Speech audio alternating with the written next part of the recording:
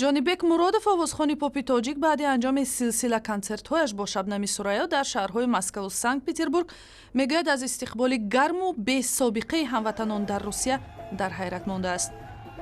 консертҳои ин ду овозхони маъруф рӯзҳои 22 ва 23 май бо ташаббуси намояндагони ҷомеаи тоҷикони Русия ташкил шуд ва бо шӯру шавқи зиёд барпо гардид.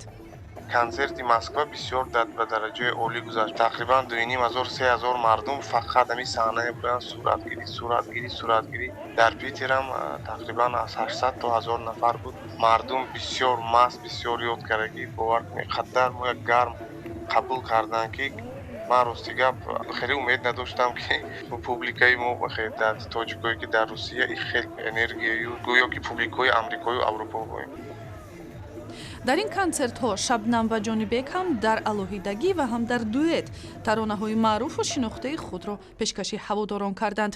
Ҷонибек Муродов мегӯяд, бо сабабҳои фаннӣ консерти онҳо дар шаҳри Екатеринбурги Русия, ки қаблан эълон шуда буд, барпо намешавад, вале умедвор аст, ки баъди ин барномаҳои ҳунарии онҳо дар миёни муҳоҷирони тоҷик дар шаҳру манотиқи Русия бештар хоҳад шуд.